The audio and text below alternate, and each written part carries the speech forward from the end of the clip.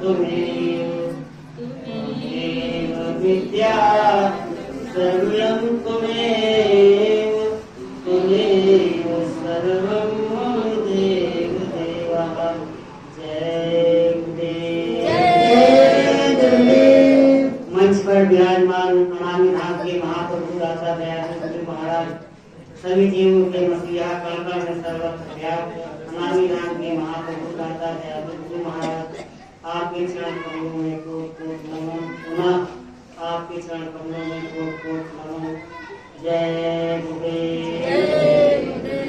आज की सत्संग सभा में उपस्थित बुजुर्ग भाई बहन तथा सभी सत्संगी भाई बहन, बच्चे बच्चियां और जहाँ तक मेरी आवाज जा रही है वहाँ तक सभी धर्म के मानने वाले हिंदू, मुस्लिम, सिख, ईसाई, पारसी, जैन तथा सभी देवी देवताओं को मानने वाले सभी का वंदन अभिनंदन के साथ जय गुरुदेव।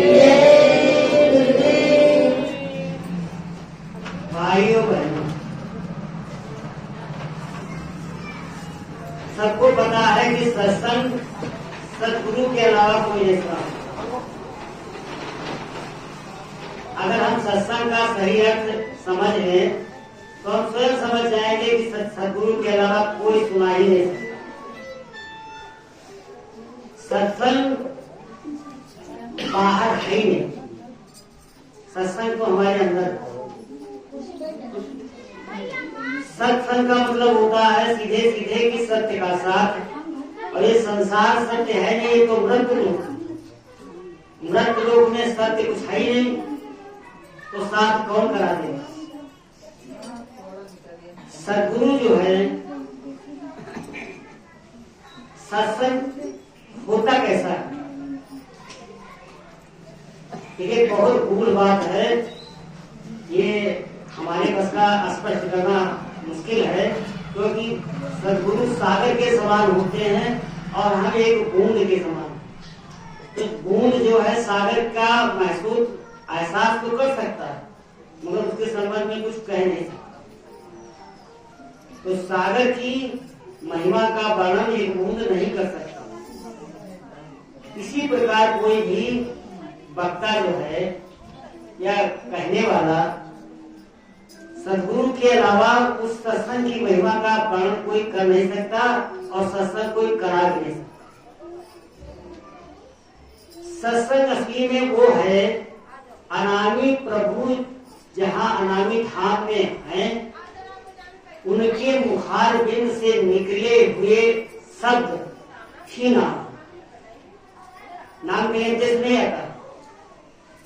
अनामी धाम के महाप्रभु जी हमारे सामने बैठे हैं, अनामी धाम में जहाँ बैठे हैं वहाँ उनके मुखार बिंद से जो शब्द निकल रहा है वही नाम, दूसरा नहीं। इसीलिए कहा जाता है शब्द स्वरूपी सतगुरु मेरे। वो शब्द स्वरूपी हमारे अंदर समाये हुए हैं। जितने मानव शरीर है सब में है और उनका अंश तो सारे जीवों में है। चारों प्रकार के खान जीव जो है सब में, सब वही। तो जो कुछ उसके विषय में जानते हैं, बताते हैं और मिलाते हैं, सुनाते हैं, ये सब काम सद्गुरु का। बाकी कोई कुछ कह नहीं सकता, न कर सकता। और हम अपनी कमी बताएं, ना हम वक्ता हैं, न ज्ञानी हैं, न ध्यानी हैं, कुछ भी तो मेरे पास नहीं है जो सद्गुरु के वचनों को हम पुनः कह सकें। इतने लाचार होते हुए भी मैं केवल आपके आदेश का पालन कर रहा हूँ, बाकी मुझे कहने की कोई क्षमता नहीं। भाइयों बहनों, स्वामी जी की एक एक वाणी अमृत के समान है, पर विचार तो हम करें और विचार करें। स्वामी जी ने बार बार कहा है, बच्चे सत्संग में आओ तो चुस्त दुरुस्त होकर के बैठो। चुस्त दुरुस्त का मतलब होता है हमारा मन बुद्धि चित्त का सत्संग स्थल पे है। या कहीं बाहर घूम रहा। फिर स्वामी जी ने बताया है कि सत्संग में आए हो तो सुनो, विचार करो और करो, तीनों काम करने पड़ेंगे। अगर केवल सत्संग में हम आ गए, या सद्गुरु का हो या कोई भी सत्संग हो, अगर केवल हम पहुंच गए, ठीक से सुना नहीं, समझा नहीं, और ठीक से सुन भी लिया, समझ भी लिया, अगर किया नहीं तो सब बेकार, कोई फायदा नहीं। इसलिए स्वामी जी ने बताया है क्या, ये करनी का भेद है, कथनी का कुछ नाय, कथनी तज करनी करे तो पावे कुछ साथ।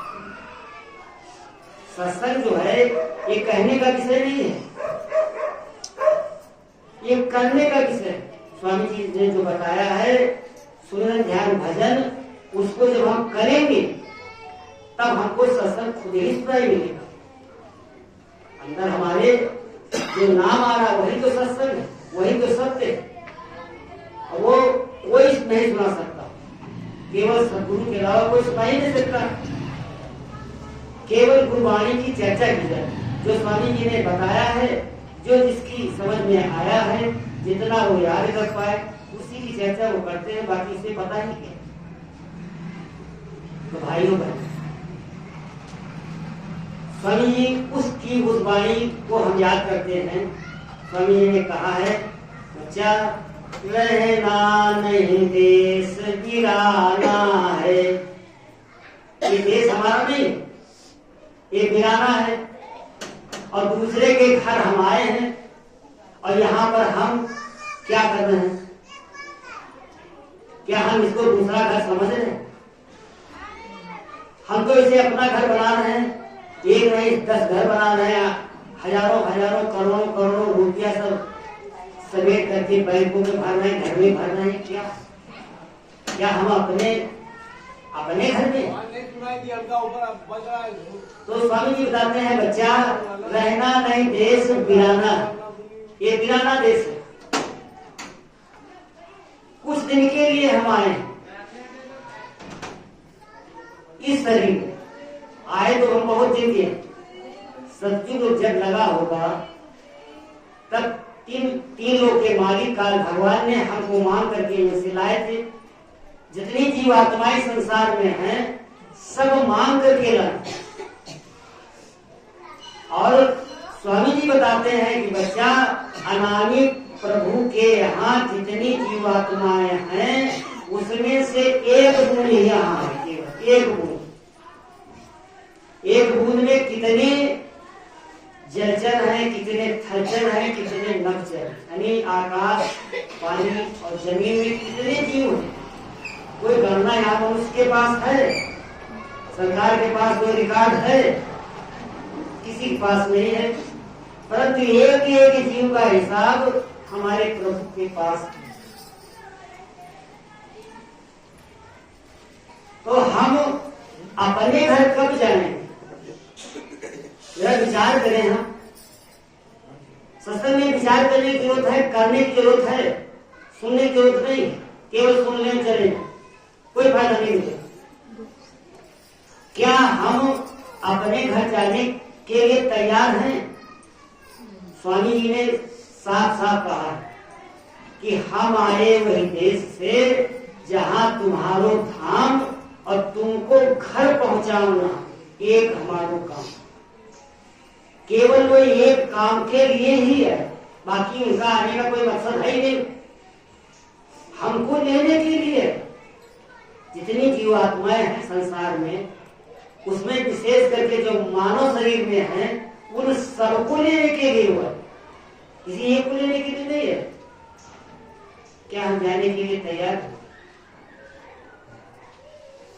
तैयार होते तो चले गए हो, वो तो लेने के लिए आए। कहां से आए? अनामी धाम से आए। और इतना यहाँ क्या कर रहे हो? कितना यहाँ सुख है? यहाँ सुख नाम की चीज है नहीं, ना यहाँ शांति है। और जहाँ के रहने वाले हैं अनामी प्रभु, अनामी धाम में सुख नहीं है, वहां परम शांति, शांति भी नहीं, वहां परम शांति। वहां किसी चीज की आवश्यकता होती ही नहीं, सब अपने आप ऐसे धाम के रहने वाले हम यहाँ आकर के फंसे हैं। ये लेने के लिए आए मगर हम जाने के लिए तैयार नहीं। अपने अंदर विचार करने की जरूरत है, क्या हम जाने के लिए तैयार हैं? अगर जाने के लिए तैयार है तो गुरु की वाणी पर हम अमल क्यों नहीं करते? विचार करें, हम कर क्या रहे हैं, हमें करना क्या चाहिए।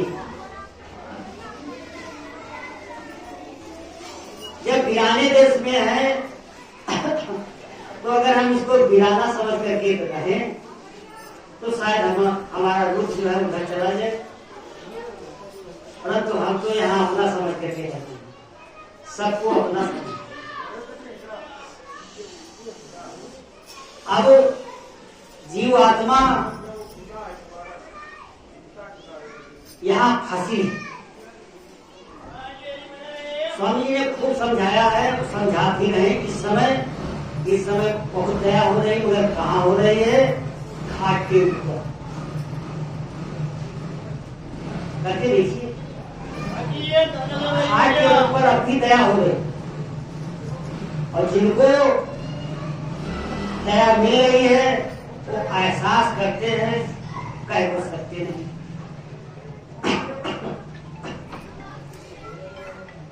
संसार के सारे काम जो झूठे हैं उनको हम समय से कर रहे हैं,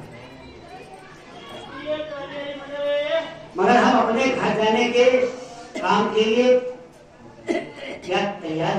विचार करें, बच्चा जन्म लेता है, 2.5 साल का होता है, उसका नाम पढ़ने के लिए भेज दिए, देर नहीं करते, ये नहीं हो 10 साल हो जाएगा भरने को, 2.5 साल में ही भेज दिया, जबकि वो चल नहीं पाता थी।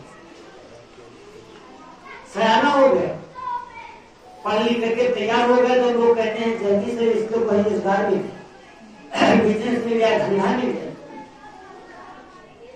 नौकरी मिल जाए। समय से सब काम कर दिए,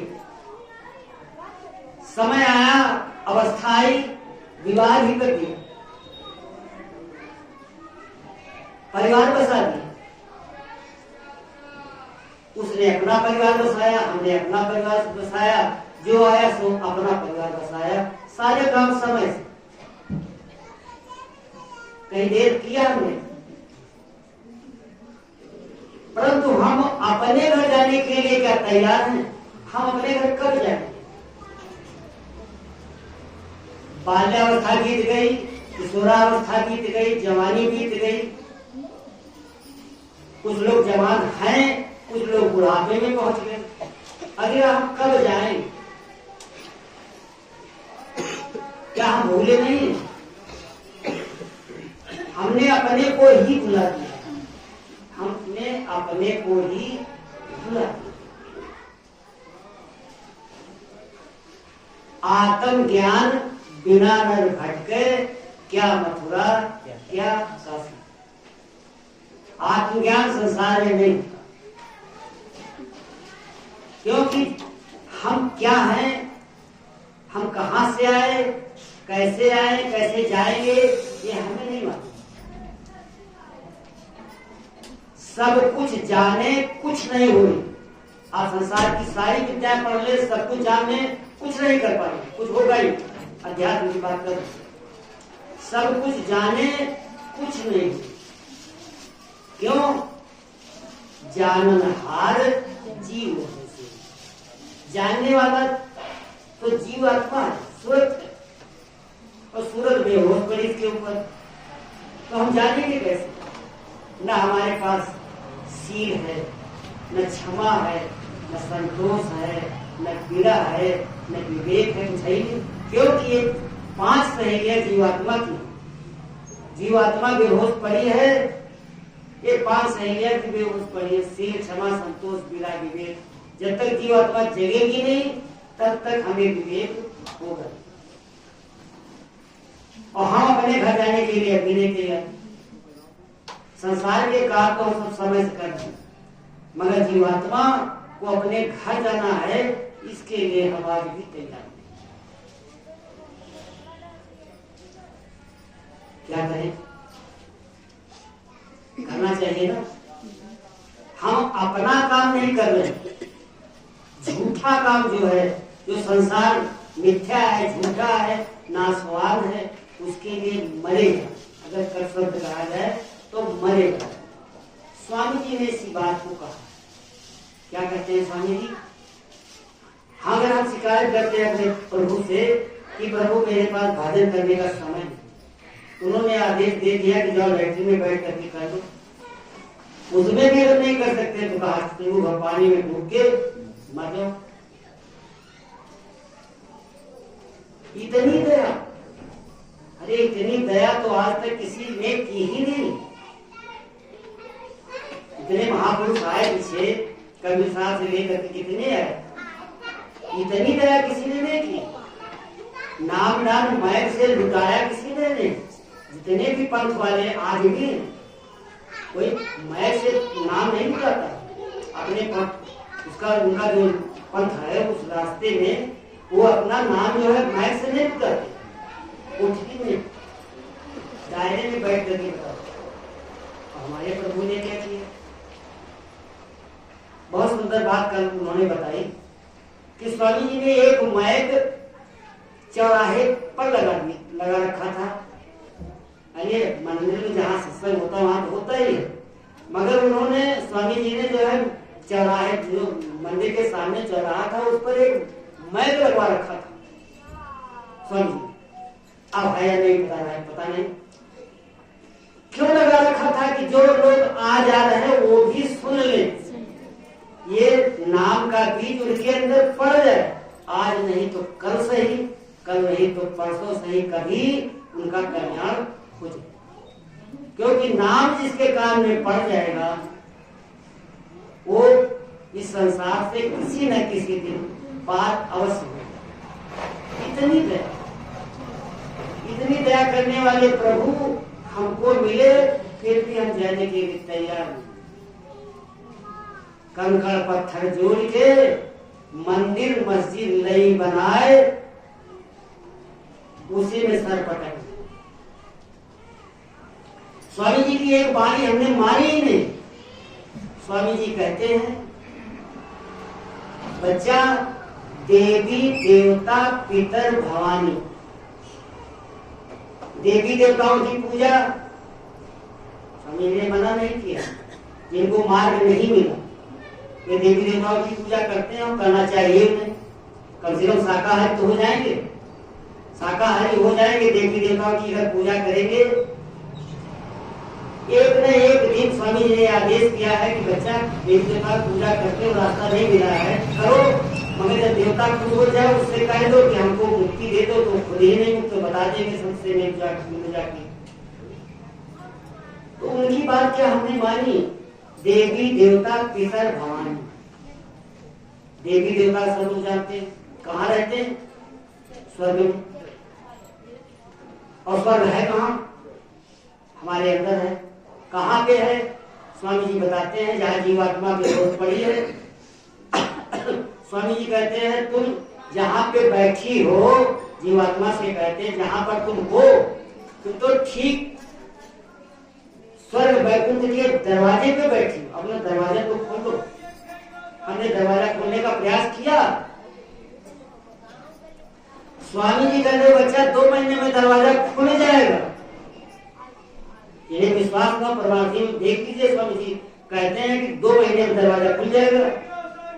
और हमको 20 साल हो गए, दरवाजे पते नहीं। क्या हम कुछ कर रहे हैं? क्या हम स्वामी जी की एक वाणी मानी? आज तक मानी होती तो चले जाते। आज भी नहीं तैयार, आज घर जाने के लिए तैयार ही नहीं। हम कहाँ हैं? जिनको रास्ता नहीं मिला उनकी बात छोड़ दीजिए। जो 20 साल 50 साल के नामदानी हैं उनकी दशा देख लीजिए। देवी देवता पितर भवानी का एक भी छोड़ा है?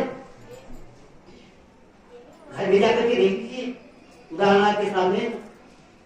क्या दो नावों पे पैर रखने वाला सागर को पार कर जाएगा? दो नावें इधर लगा दो इधर, एक पर रख दो, क्या पार हो जाएगा? सवाई डूब जाए, बचेगा नहीं। तो हम कैसे पार हो जाएंगे? एक ही साधे सब सधे, सब साधे सब। जब तक एक नहीं हो, अनामी प्रभु एक है, दो नहीं है, दो है, एक ही है। एक प्रभु से मिलने के लिए हमको एक होना पड़ेगा। क्या हम एक हैं? हम तो अनेक में फंसे, पत्नी में, बच्चे में, बहू में, पोती पोताओं में, नाती पोता, सब यार रिश्तेदार नातेदार में फंसे। क्या हम एक हैं? अरे एक से मिलने के लिए एक होना पड़ेगा। जब तक एक नहीं होंगे, अनेक में रहेंगे, तब तक एक नहीं। सीधा सिद्धांत स्वामी जी बराबर कहते हैं कि बच्चा, जब तक नाता जगत के तब तक भक्ति न हो। और नाता तोड़े जगत से भक्त कहावे सुर। संसार से नाता तोड़ना पड़ेगा, मगर कितना सख्त आदेश है कि इसको छोड़ के नहीं जा सकते। एक साथ जी मिले हमको कानपुर में, उन्होंने 3 बातें बताई थी, आपके सामने रखते हैं, आप विचार कर लीजिए। उन्होंने बताया, स्वामी जी कहते हैं क्या कि जीव आत्मा के 2 देश हैं। एक मृत्यु लोक यहाँ फंसी है तोते की तरह, जैसे कि मेरे तोता बंद, इसीलिए सूरत इसमें बंद। एक यहाँ फंसी है, ये देश है, काल भगवान का देश में आई है, फंसी है, कभी की चोले से, कभी कुछ चोले, कभी बकरी, मुर्गा, गधा, उल्लू से कुछ भी बन जाए। दूसरा घर इसका अनामी प्रभु के यहाँ से है, जहाँ से आई है, इनके यहाँ से आई।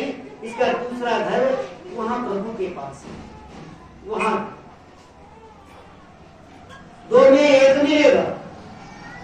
जब तक ये रहेगा तो वो मिलेगा ही नहीं। अगर उसकी आस करोगे तो छोड़ना पड़ेगा। पहली बात 2 में एक ही आपको रखना, एक ही तरफ चलना है।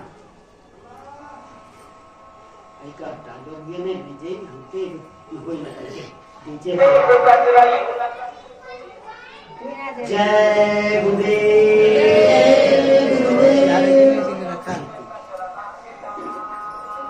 तो जीवात्मा के 2 देश हैं, एक तो ये जहाँ हम फंसे हैं, दूसरा है अनामी प्रभु के यहाँ जहाँ से आए। स्वामी जी बताते हैं बच्चा एक ही मिलेगा। एक से मिलने के लिए हर चीज एक ही रखनी पड़ेगी, 2 नहीं होगा।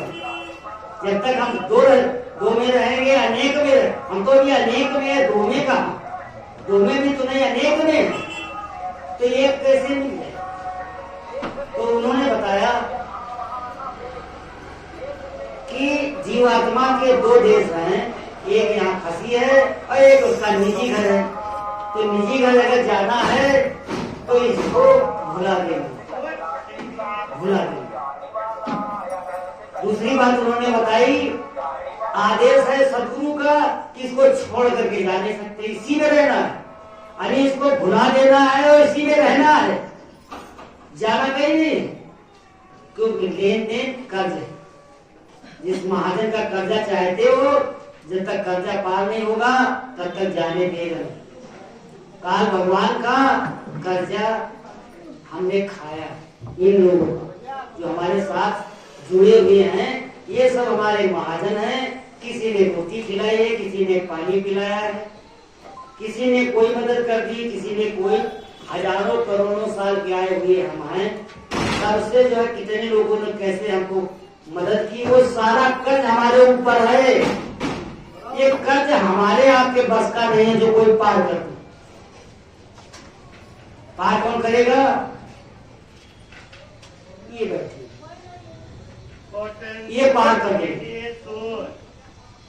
स्वामी जी ने कहा, बच्चे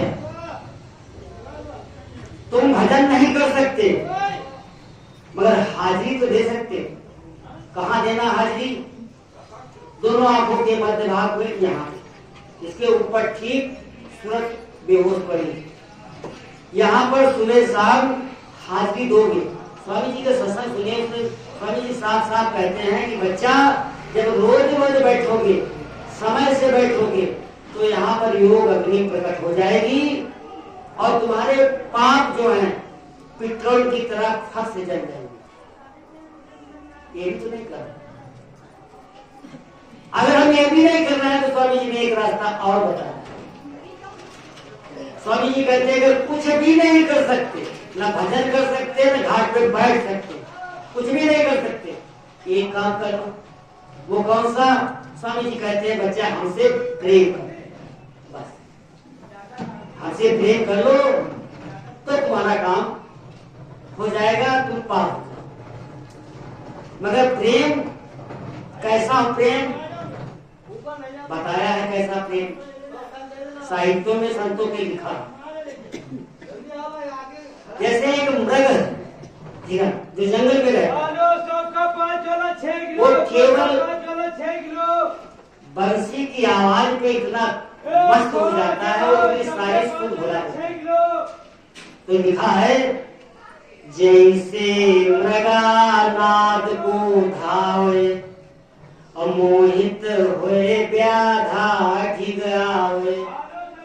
जैसे मृग बंसी की आवाज को सुन करके इतना व्याकुल हो जाता है, जहाँ शिकारी होता है, शिकारी जाल नहीं लगाता है मृग को फंसाने के लिए, केवल बंसी बजाता है और बंसी की आवाज सुन करके मृग जो अपने आप उसके पास चला जाता है, वो गर्दन काट के बक्से में भाग कर चला जाता है। ऐसा प्रेम क्या हमारा है गुरु से?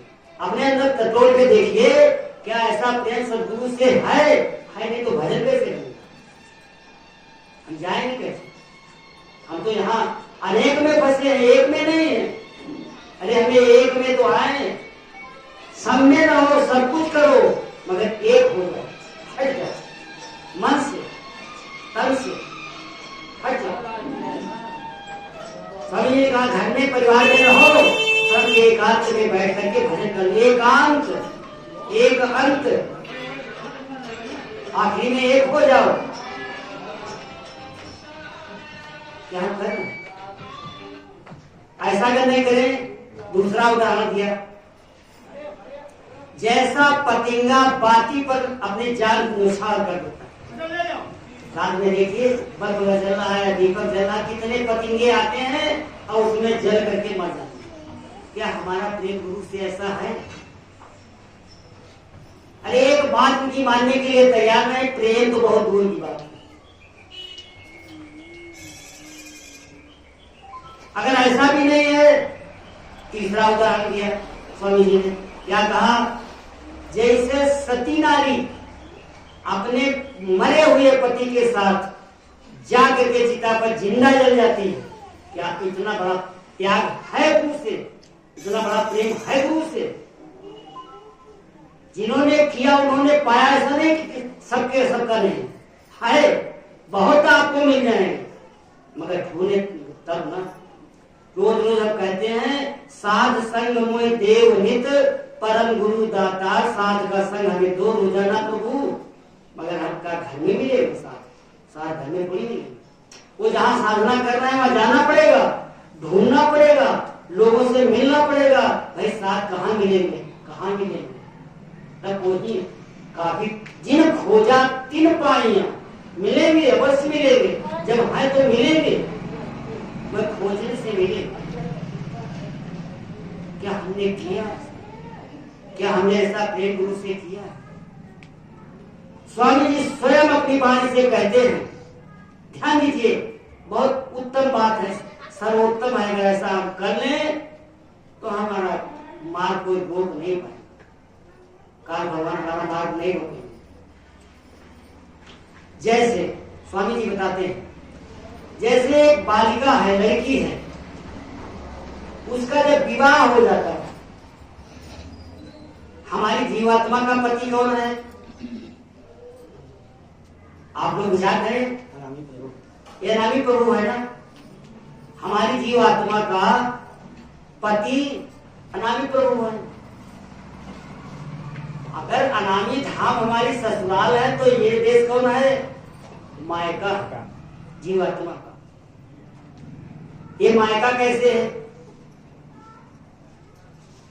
अनामी प्रभु ने 16 ब्रह्म प्रकट किए, वहां मन नहीं, इच्छा शक्ति से सारा काम होता। प्रभु जो की कल्पना जो आ जाती है वही होता है।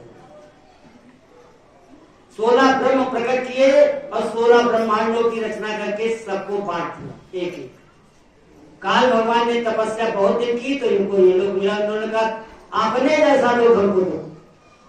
जो वहां दिए उनसे उनसे संतुष्टि नहीं हुई, कहला अपना जैसा था, कहला ये मस्त दे दिया। फिर तपस्या की, कहला जीवात्माएं दो, मेरा शासन किस पे करेंगे? जीवात्माएं आ गई और जीवात्माएं सतयुग में सब चली जाती थी। इन्होंने बंधन लगा दिया पाप पुण्य का। पाप करो इस संसार में, दो के अलावा तीसरा काम ही कौन है? या तो हम पुण्य करें तो पाप करें, तीसरा काम होगा कोई बता दे कि ये कर लो। या तो हम पाप करेंगे तो नरक जाएंगे, अगर पुण्य करेंगे तो स्वर्ग जाएंगे, दोनों एक जैसे हैं। स्वामी जी बताते हैं बच्चा, सोने की हथकड़ी अगर डाल दी जाए तो हथकड़ी नहीं है, स्वर्ग हथकड़ी है सोने की, नरक लोहे की हथकड़ी। तो दोनों हथकड़ियां न स्वर्ग ठीक न बैकुंठ, न स्वर्ग ठीक न नरक ठीक न बैकुंठ ठीक, कुछ नहीं ठीक, सब जगह बंधन है। अरे हम कब जाएंगे अपने घर?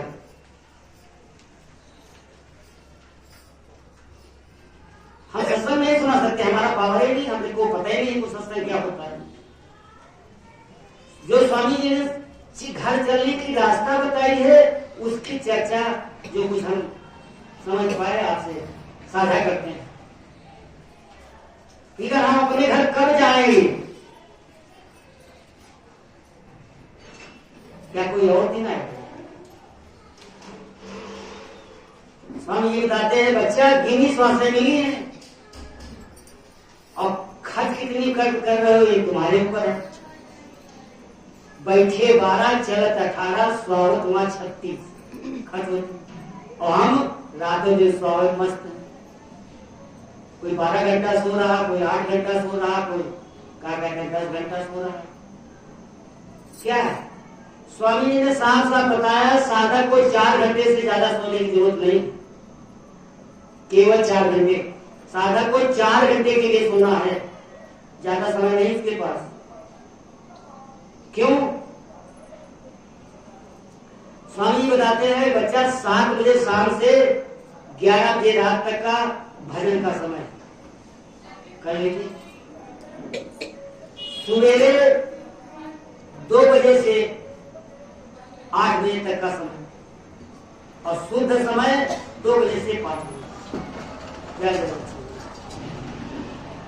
फिर काल की शक्तियां प्रकट हो जाती हैं और ये संसार काल की शक्तियों से भरा है, हल्ला बुद्ध मचने लगता है, तब भजन का होगा। भजन तो 2 बजे रात में, और जिन्होंने रात में भजन किया उन्हीं को मिला, दूसरे को किसी को नहीं। कई उदाहरण स्वामी जी ने स्वयं अपनी बात बताई कि हमको 12 बजे रात में गुरु के आदेश से यमुना किनारे भजन कर रहे।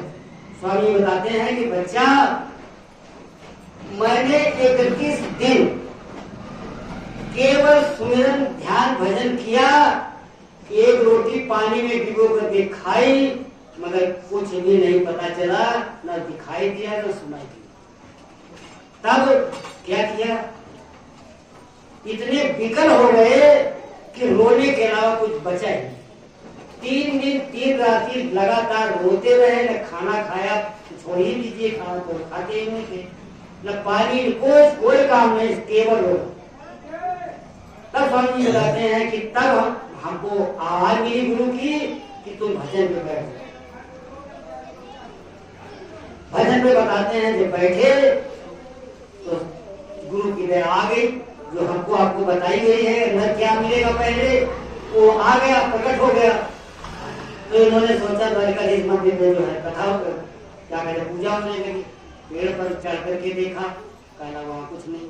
फिर आए, फिर बैठे, फिर गया, फिर गए ऊपर पेड़ पर चढ़ करके स्वामी जी ने कहा है उसमें लिखा, और फिर भी वही चीज दिखाई दी। तब समझ पाए कि हमारे ऊपर गुरु की दया हो गई। 12 बजे रात। और गोस्वामी जी भी लिखते हैं सावन, ध्यान दीजिए सुनिएगा, सावन सुदी नवमी की तिवारी आधी रात भरी गति में 12 बजे रात। गोस्वामी जी को 12 बजे रात में मिला। और बाकी अन्य संतों का हमें ज्यादा जाना नहीं, तो बताएंगे क्या, जैसा क्या कहेंगे। तो जिसको मिला 12 बजे रात में मिला, रात में मिला, इसीलिए कहते हैं यही जग यामिनी जागन योगी। योग करने वाले, साधना करने वाले रात में जगते, रात में सोते नहीं। वो सोने के लिए, ये मानव शरीर सोने के लिए मिला। अरे किराया, स्वामी जी कहते हैं बच्चा एक किराए पर मिला है। अब यार मोटरसाइकिल किराए पे ले आओ 500 पर, 500 किराया साल को देना पड़ेगा, क्या खड़ी कर दो? अरे मोटरसाइकिल की बात कर रहे हैं, जो खड़ी तो किराए पे लाओ तो क्या खड़ी कर दोगे? ये 84 लाख बंधन काटने के लिए शरीर किराए पे मिला, इसको क्या सुरक्षित रखेंगे? कहाँ के रखते? कैसे हम काम ले रहे हैं? क्या हम इससे घर चलने का काम ले रहे हैं? तो खड़ी लेकर जब खड़ी कर देंगे तो चलेंगे, कैसे जाएंगे, कैसे करेंगे? चलाना पड़ेगा। तो भाइयों भले हम इस बात को स्पष्ट नहीं कर पा रहे हैं, क्योंकि सागर की बात भूल क्या करेगा, परंतु हम इतना सोच विचार सकते हैं कि जब किराए पर ये है तो इसको, जब संसार की कोई चीज किराए पे लाते हैं तो उससे समय से समय तक बहुत काम होते हैं।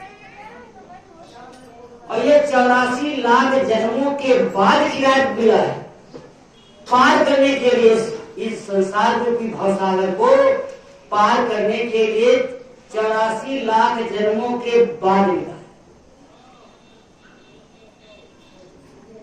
हम आप कितने भाग्यशाली। शरीर भी हमारे पास मनुष्य का है और सदगुरु भी हमारे हैं।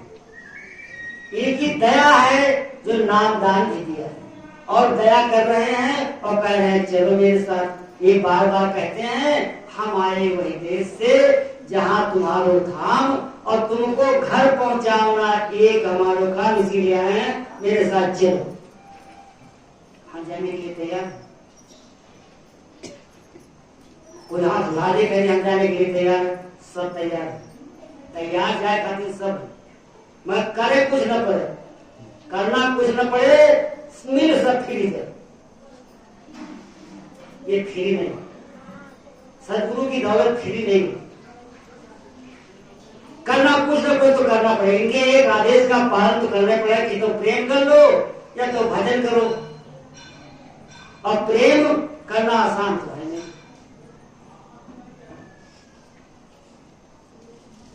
तो कैसे घर जाएंगे? क्या हम समय का पालन कर रहे हैं? किसी ने बहुत बढ़िया लिखा है, आगे ध्यान में, मत प्रेम करो इस काया से। क्यों? एक किराया मिली है, इसलिए मिली है, भजन करके अपने घर चले जाओ। और गोस्वामी जी साथ साथ स्वामी जी की बात को गोस्वामी जी ने भी लिखा, बड़े भाग्य मानुष तर पावा, सुन दुर्लभ, देवताओं को दुर्लभ देवता नहीं पाते जो स्वर्ग में बैठे हैं और हम उल्टा देवताओं की पूजा। अरे हम देवताओं की पूजा कर रहे हैं तो देवता का धक्का बनाई से मिल जाता भजन लिखे तो उसके साथ चले, उल्टा काम कर रहे हैं। क्या पहुंचे घर तो कहते हैं मत प्रेम करो इस काया से, क्यों एक दिन दगा दे जाएगी। फिर दगा ले जाएगी तो करना क्या है? ये संसार क्या है? संसार का व्यवहार हमारे प्रति क्या है? क्या हम होश में हैं? हम लोग अपने अपने अंदर विचार करें, क्या हम होश में हैं? क्या स्वामी जी की हम एक वाणी पर अमल करने का प्रयास कर रहे हैं? नहीं कर सकते तो प्रयास तो कर ही सकते हैं। सभी लोग प्रयास करते हैं, सब लोग कर रहे हैं, मगर जो अच्छा प्रयास करेगा तो अच्छा मिलेगा, कम प्रयास करेगा कम मिलेगा। ये करने का भेद है, कथनी का कुछ ना। कहे सुनते कुछ नहीं मिली, करे क्या बताते हैं? संसार के संबंध देख लीजिए क्या है। भाई बहना सब मतलब के, कोई नहीं साथ निभाएगा, कोई नहीं। जब वक्त पड़ेगा हे भैया कोई नहीं साथ में जाएगा, कोई नहीं जाएगा। फिर काहे ना चले? जो चीज यहां मिली है यही नहीं है, सब मतलब। आगे क्या कहते हैं? महिलाए तू महिला छोड़ो सब। क्या हमको छोड़ दें? अरे तुम उसके साथ जाने के लिए कुछ छोड़ भी रहे हैं। सत्संग में आने के लिए घर को छोड़ करके यहाँ आ गए, और गुरु महाराज के साथ जाने के लिए, इनके धाम जाने के लिए क्या हम कुछ छोड़ रहे हैं? कैसे जाए? तो क्या कहते हैं? किराया मिला है, मत प्रेम करो इससे। प्रेम क्यों? ये नहीं स्वामी जी कहते हैं बच्चा इसको भोजन न दो, पानी न दो। इन्होंने कहा अच्छे मकान में रहो। अच्छा मकान ये मट्टी का, एक अकड़ पत्थर का मकान अच्छा है जो हमने बना रखे हैं, हवेलियां। अच्छा मकान, जहां तक मैं समझ पा रहा हूँ अन्य लोगों से जो हमको बातें मिली, अच्छा मकान तो ये है जिसमें जीवात्मा की बात हो रही, और संसार कोई मतलब नहीं। अच्छा मकान ये है, मगर इसको हमने अच्छा रखा है। जो लोग अंडा मछली मांस शराब का सेवन करते हैं या उनका साथ करते हैं, सब कचरे। साफ लिखा है, स्वामी जी साफ साफ बताते, पैस्या धीवर और शिकारी, राजा किसई मांसाहारी, इन घर भोजन करे जो संता, साधन भजन का होई जाए अंता। वैश्य नीच कर्म करने वाला कोई भी हो, धीवर कहते हैं मछली पकड़ने वाले को, शिकारी जो जानवरों का शिकार करते हैं, राजा हो क्यों, वो राजा ही क्यों न हो, अगर वो विषय वासनाओं में लिप्त है, इनके घर का भोजन में कोई कर लेगा, चाहे इतना ऊंचा साधक हो, सब नष्ट हो जाएगा। स्वामी जी की अपनी वाणी में स्वामी जी कहते हैं कि बच्चा, मैं जब अपने गुरु महाराज के यहाँ था तो हमारे एक दिन गुरु भाई आ गए और उन्होंने कहा आज मेरे घर चलो। मैं उनके साथ उनके घर चला गया और उनके घर का भोजन कर लिया, हमारा साधन भजन सब खत्म। सदगुरु सब जान लेते हैं। स्वामी जी कहते हैं जब अपने गुरु महाराज के पास पहुंचे तो डांटने लगे, तुमको कितनी बार मना किया, अरे आज वो आया है, कितने मछली खाई, कितनी शराब पी, क्या किया है, क्या हुआ, पवित्र हो गया। अरे आया है, करेगा तब तो पाप भागी, अभी तो पाप से गठरी लाद के आया है, करेगा तब तो छुट्टी पाएगा। क्या हमने ऐसा किया? मौसिया ना नाराज हो, नाना ना नाराज हो, मौसी नाराज न हो, कोई नाराज न हो। अगर उनके घर तो नाराज हो जाएंगे, खाएंगे नहीं तो ताना मारेंगे। ये नहीं चलेगा। साफ साफ लिखा, स्वामी जी बताते हैं, मांसाहारी मानवा परछत राक्षस अंग। अगर शरीर स्पर्श हो जाए मांसाहारी का तो मांसाहारी मानवा परछत राक्षस अंग और करत भजन में इनकी संगत मत करो, करत भजन में भंग, भजन भंग हो जाएगा। क्या हम इस नियम का पालन करते हैं? फिर कैसे अपने भजन?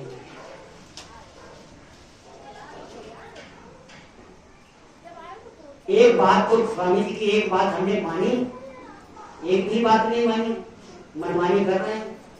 इसीलिए घाट नहीं खुला, इसीलिए घाट नहीं खुला। नहीं क्या दया नहीं हो रही? ये स्वामी जी कहते हैं बच्चा जिसको मैंने नाम दान दे दिया उसके 24 घंटे में साथ रहता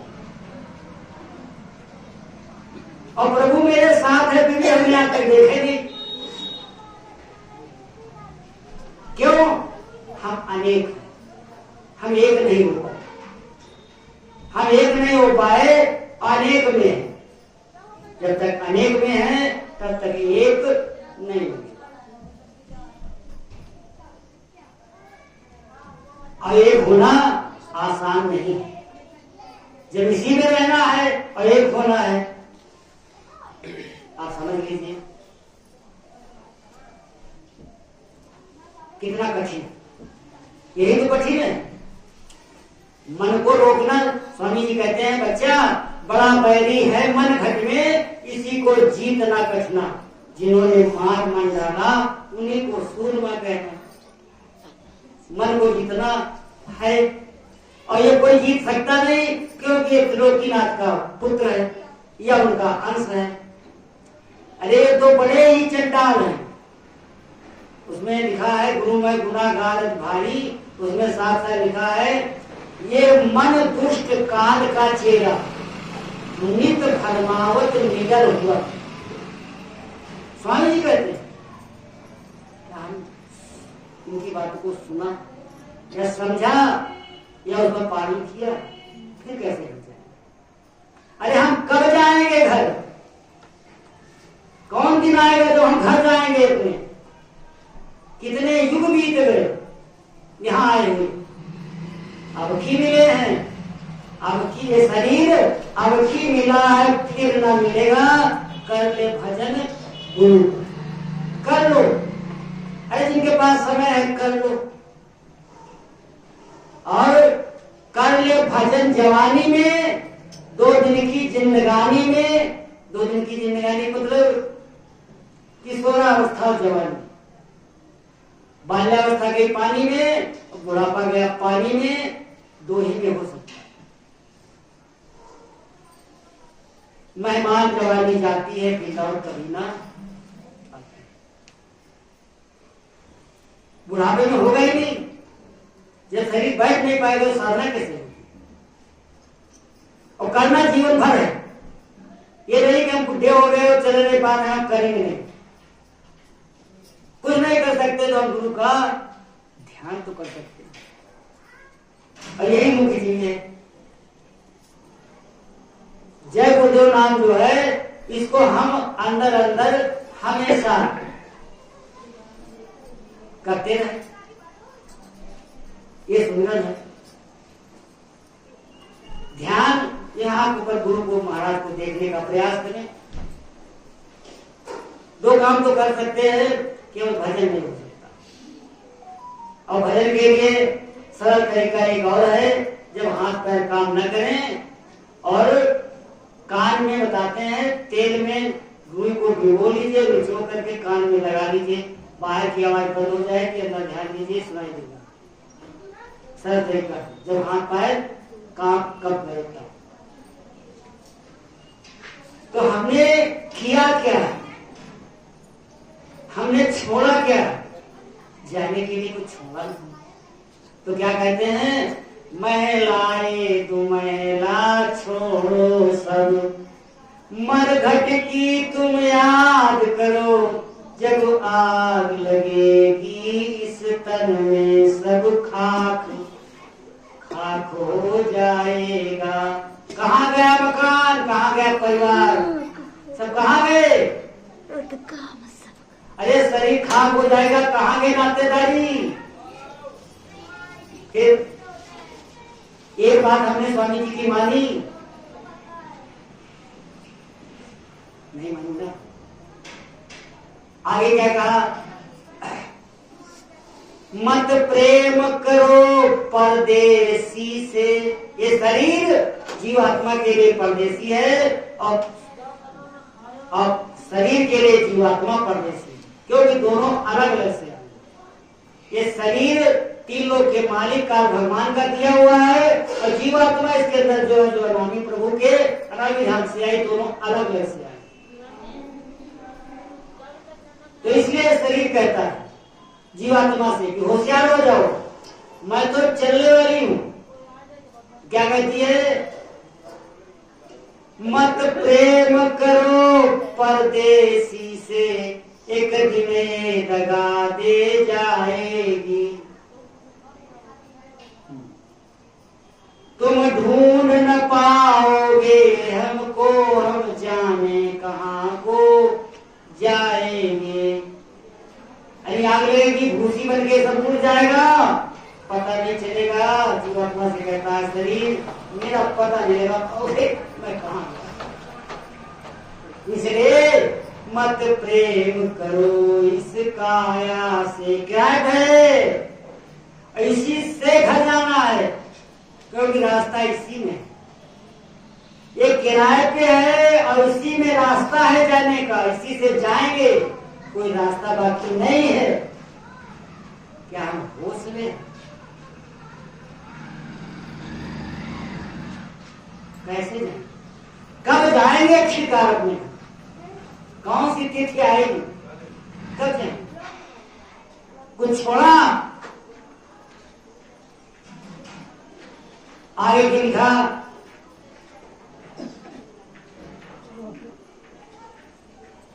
आप भी चेतो लो सतगुरु की शरण। आगे सुना है, श्वास आ जा रही है, शरीर चाहे ठीक हो चाहे न ठीक हो, श्वास तो आ रही है। जब तक श्वास आ गई तब तक स्वामी जी का ध्यान और सुमिरन तो कर ही सकते, और भजन अपने आप अंदर से आ रहा है, ऊपर ध्यान लगा के बैठे सब।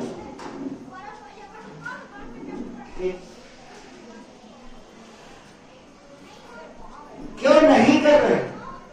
कर रहे। हम ये नहीं कहते कि कोई कर नहीं, मैं कहने मतलब ये नहीं, अगर हम कर रहे हैं तो हमको मिल क्यों नहीं रहा?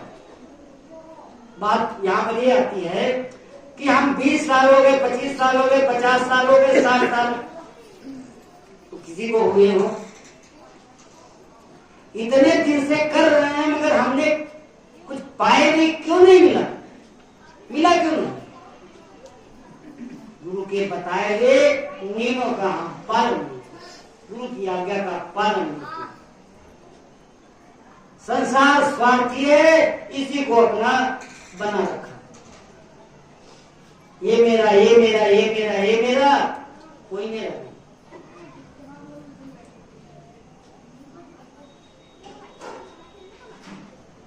फिर जब यहां कोई हमारा है नहीं तो इसको इससे निकलने का सरल तरीका स्वामी जी बताते हैं, बहुत सरल तरीका। स्वामी जी बताते हैं बच्चा परिवार में रहना तो है तुमको, कर्जा है और रहोगे नहीं, कर्जा पार होगे नहीं, फिर आओगे, इसलिए रहना इसमें, मगर मालिक बन के नहीं रहना कि मैं ये कर रहा हूं, ये कर रहा हूं, ये कर रहा हूं, ये कर रहा हूं, मैं कुछ नहीं कर रहा। ये भाव हमारे अंदर होना चाहिए, सब गुरु का है, मेरा कुछ है नहीं, मेरा मुझ में कुछ नहीं, जो कुछ है सब तोड़, और तेरा तुझको 100 पता क्या लागत है, वो हमारा कुछ है नहीं। ये भाव भाव जब हमारे अंदर आ जाए कि सब गुरु के हैं और गुरु का काम हम कर रहे हैं, बने तो ठीक, बिगड़ जाए तो ठीक, सब एक भाव आ जाएगा तो धीरे धीरे इसका छुटकारा होगा, बाकी कोई रास्ता नहीं।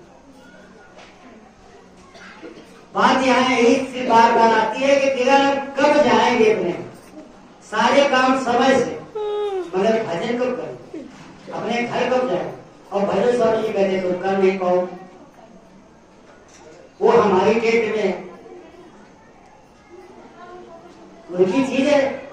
तो हाँ, वो साथ बता रहे थे तीसरी बात कि एक बात, पहली चीज दो में से एक महल की याद करिए, एक को त्याग दीजिए दिमाग से, फिर इसी में रह करके भजन करना है। तीसरी बात है, भजन गुरु की दौलत है, किसी की और नहीं है। ये भजन कोई नहीं कर सकता, ये गुरु की दौलत है। इसलिए गुरु से भीख मांगनी चाहिए, ऐसे कोची फैलानी चाहिए। क्या हमने किया? अरे अपने अपने अंदर टटोल के देखिए, शाम को जब हम भजन पे बैठते हैं, क्या गुरु से कभी ऐसे भीख मांगी कि प्रभु हम भजन करने के लायक नहीं, हम बहुत खराब हैं, बहुत बुराइयां हैं, दया कर दीजिए, भजन में दया कर दीजिए, दर्शन की दया कर दीजिए। क्या हमने भीख मांगा? अरे उनसे भीख नहीं मांगेंगे तो मिलेगी कैसी? और एक दिन के मामले से मिलेगी नहीं। भिखारी तो रोज आता है और चिल्लाता है, तो कहता है ये रोज रोज आफत मचाया है, चलो आज इसको कुछ दे ही दो। इसी बात को स्वामी जी कहते हैं, बच्चा जब रोज घाट में बैठोगे तो नाम की लहराएगी और उसको पकड़ के उठा के दे दो। घाट पे बैठो, घाट पे दया मांगो, ऐसे रोने से नहीं काम चलेगा। भजन के समय जब इस घाट पे बैठ करके रोने के समय सारा ध्यान गुरु के चरणों में यहाँ ऊपर होना चाहिए, तब अगर रोगे तो दया होगी। अरे इतने दयालु हैं, ये ऐसा हो ही नहीं सकता कि घाट पे रोया जाए और ये दया न करे, हो नहीं। गोस्वामी बाबा लिखते हैं क्या, संत हृदय नवनीत समाना, कहा कभी न पर का भूल जाना। गोस्वामी जी कहते हैं संतों का हृदय मक्खन के समान मुलायम होता है, और गोस्वामी जी को काट देते हैं कि कवियों ने कहा है कि ये साधक की बात नहीं। साधक की क्या विचार होने चाहिए? पर दुख निज परिताप द्रवहि नवनीता। जब उस मक्खन को तपाया जाता है तब वो मक्खन को गिरता है। निज परिताप द्रवहि नवनीता, और पर दुख द्रवहि सुसंत पुनीता। संत सदगुरु इतने दयालु हैं, दूसरे को दुखी देख करके दया मान, और हम इस घाट पे रोए मालिक के लिए और वो दया न करे, हो ही नहीं सकता। अरे रोज तो हम देखिए कुछ लोग कहते आपको रुलाए नहीं आती, तो मिर्चा लगाने, मिर्चा लगाने से रोने से थोड़ा तो भूल ही जाए। प्रेम के जवाब से गिरेंगे, प्रेम विरह तड़प के साथ, तब दया मिलेगी। सीधा सीधी चढ़ाई का नियम है, सीधी चढ़ाई का नियम बना है क्या? जाने बिन न होए पड़ती। किसी चीज को हम जानेंगे नहीं तो विश्वास नहीं। रास्ते में जा रहे हैं, काली चीज टेढ़ी मेढ़ी पड़ी है, आगे इसमें उठा के देखिए, पता चल जाएगा ये चीज है काली चीज। तो जाने बिन न होए पड़ती थी, जब तक जानोगे नहीं तब तक विश्वास नहीं होगा।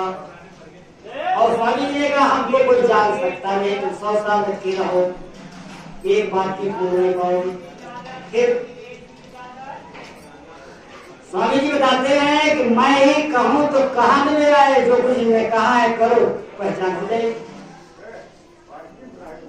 उन्होंने सुने ध्यान मुझे कहा है करो, और जब घाट खुलेगा तो अपने आप जीवात्मा जगह की पहचान हो जाएगी सत्य। तो जाने बिन न होए प्रतीति अबिन प्रतीति होए ना प्रीति। जब तक विश्वास नहीं तब तक प्रेम हो ही नहीं गा, हो गई नहीं। विश्वास कैसे होगा?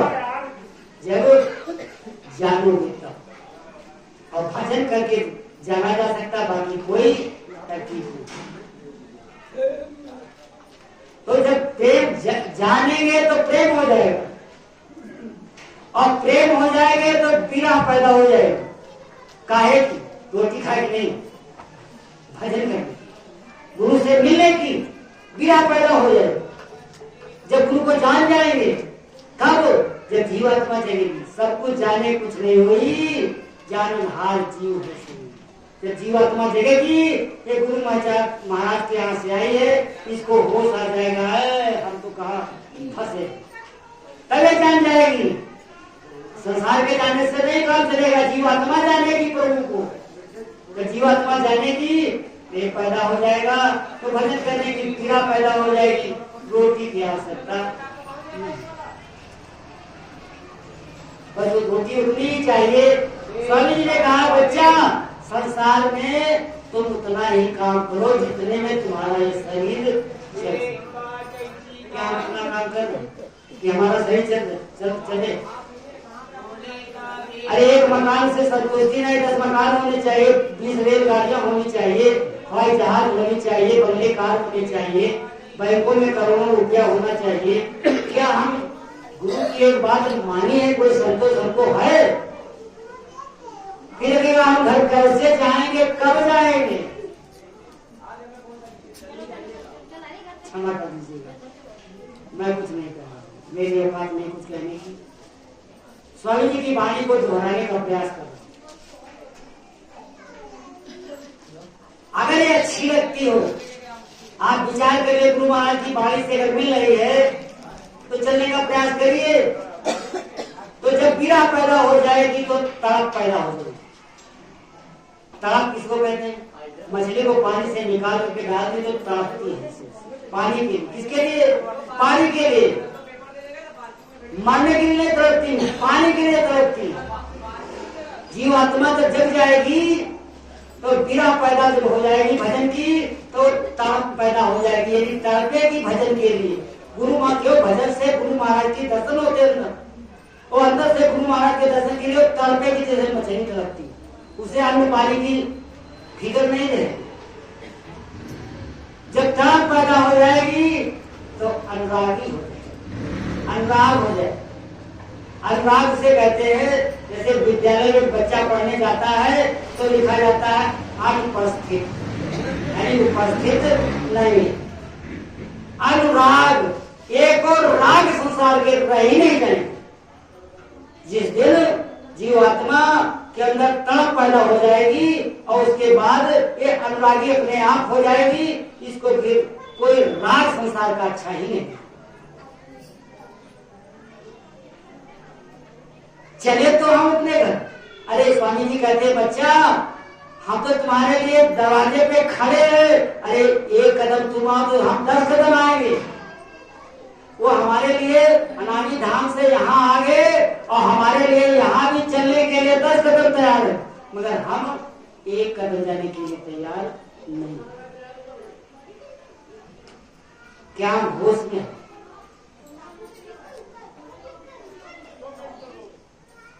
तो अनुरागी हो जाएंगे। फिर विराग हो जाएगा। अनुराग के बाद विराग होता, मतलब किसी राग से मतलब नहीं, खत्म। जैसे मीरा को विराग हो गया था, उससे कोई मतलब नहीं था। पग घुंघरू बांध मीरा नाची रे, राजमहल की रानी पटरानी और घुंघरू बांध के सड़कों पे नाचती थी। उसे लज्जा शर्म की कोई थी बात ही नहीं थी, ये तो अपने मालिक में मस्त। वैसे वो अनुरागी हो जाएगा। अनुराग विराग, विराग होगा। और जब विराग हो जाएगा तो अपने आप बैराग हो जाएगा। बैराग उसे कहते हैं, वो फिर घर परिवार में रुक नहीं पाएगा। उसको त्याग देगा।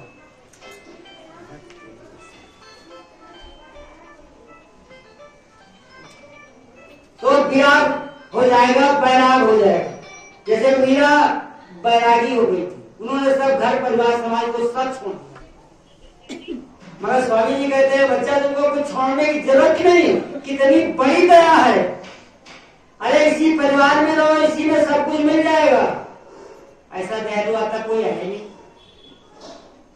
इसने कहा हो परिवार में रहो और इसी में सब कुछ मिल जाएगा, किसी ने नहीं। बलक बुखारे के राजा कबीर साहब के आए थे, 6 साल उन्होंने सेवा की।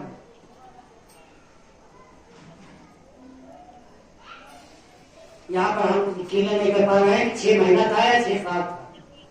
पहले उन्होंने 6 महीना या 6 साल सेवा की, मन पवित्र नहीं हुआ तो माता जी ने कहा कि उनको नाम दान दे दो, इतना समय हो गया, काला कभी एक साफ नहीं है मन, क्या परीक्षा करके देखो। तो उन्होंने ऊपर से कचरा डाल दिया था, तो उन्होंने कहा नहीं बड़ा बुखार हो तो खाल खिंचवा देता। तो बताया कबीर साहब से, तुमने कहा ठीक है। फिर 6 महीना और लगे, तब उस कबीर साहब ने कहा परीक्षा करके देखो, तब नाम दान मिला था, तब भजन किया था। सदगुरु इतने दयालु होते हैं। बलक बुखारे के राजा चक्रवर्ती राजा थे और उनको कबीर साहब को पार करना था। वही पीछे जन्म का कोई सम्मान उन्होंने किया होगा तपस्या। तो एक दिन जो है कबीर साहब बलक बुखारे के राजा के राजमहल के ऊपर टहल रहे थे। राजा ने देखा कि कोई हमारे मकान पर टहल रहा। कहा तुम कौन हो? कहा मैं तो कबीर हूँ। यहाँ क्या कर रहे हो? उन्होंने कहा मेरा ऊँट खो गया है, उसको ढूंढो। तो राजा ने कहा अरे ये ऊँट राजमहल के ऊपर कहाँ मिलेगा? तो कबीर साहब ने कहा अरे राजन, ये परमात्मा ईश्वर प्रभु इस राजमहल में मिलेगा। ये ज्ञान हो गया उनको कि राजमहल में भगवान नहीं मिले। त्याग दिया। कबीर साहब के यहाँ के आश्रम में लंगोटी लगा के रहे। 6 महीना कर रखे तो 1 साल हो गया। 1 साल के बाद नाम दान मिला, तब भजन किया। इस प्रकार इतना त्याग किया। हमने क्या किया? हमने क्या किया? हमको नाम दान मिलने के लिए हमने क्या किया? मांगा है कुछ प्रभु से? इतने भाग्यशाली होते हुए आप कुछ नहीं कर पाए। क्यों नहीं कर पाए? क्यों नहीं? इसलिए नहीं कर पाए कि हम तो बंदर की तरह कटोरा लेकर भीख मांगे।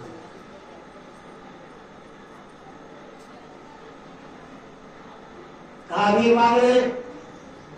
भीख मांगने का मतलब है क्या हमने अपने प्रभु के अलावा किसी दूसरे को प्रभु नहीं बनाया?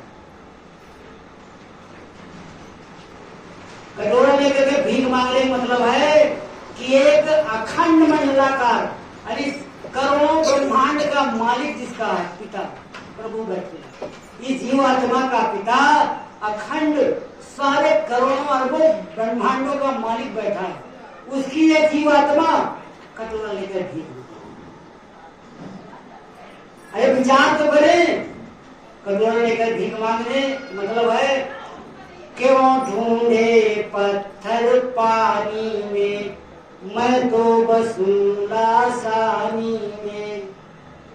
वो प्रभु हमारे अंदर विराजमान है और हम ढूंढ रहे हैं पत्थर, मतलब मंदिर, मस्जिद, गिरजाघर, गुरुद्वारा, जो कुछ भी समझिए। पानी मतलब है तीर्थों में, जैसे प्रयागराज में जय सीताराम बचा क्या साफ साफ स्वामी जी कहते हैं बच्चा नहाए धोए से क्या हुआ, जो मन मल जाए, मीन सदा जल में रहे धोए बास मछली पानी का बदू की चली। मलमल धोए शरीर को, फिर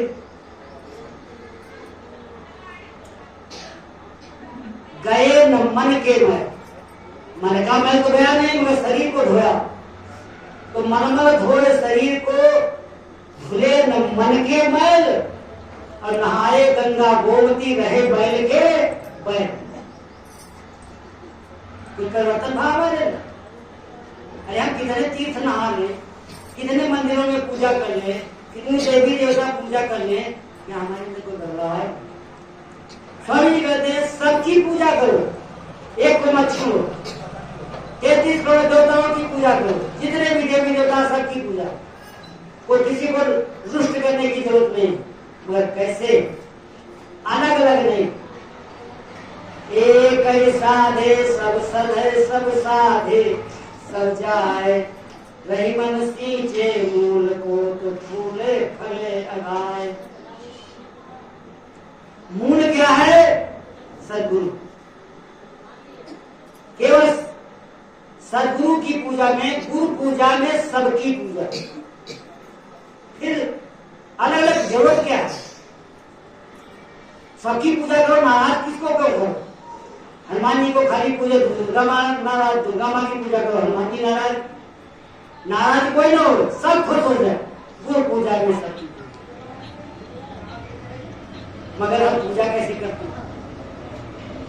बड़ी क्या कहते हैं, बड़ी गूढ़ चीजें हैं ये। कभी कभी शरीर कांपने लगता है, क्या कहें इस चीज, क्योंकि सागर की चीज एक बूंद कैसे कहे, क्या विचार तो करे। हम हैं, हमने अपने घर की याद की, क्या हम गुरु के साथ चलना चाहते? स्वामी जी साथ साथ बताते हैं कि बच्चा, हम तुमको लेने के लिए आए हैं, तुम मेरे साथ चलो। अगर कुछ नहीं कर सकते तो एक काम करो, प्रेम करो। और प्रेम में कैसा प्रेम? जैसे एक लड़की है, उसकी शादी हो जाती, ध्यान दीजिएगा, बहुत बड़ी चीज है। अपने घर जाने के लिए, प्रभु के घर जाने के लिए एक बहुत सरल तरीका स्वामी जी बताते हैं, हम नहीं जानते कुछ। स्वामी जी बताते हैं बच्चा, जैसे एक लड़की है, जब उसका विवाह हो जाता है तो पहले पति के घर चली जाती है।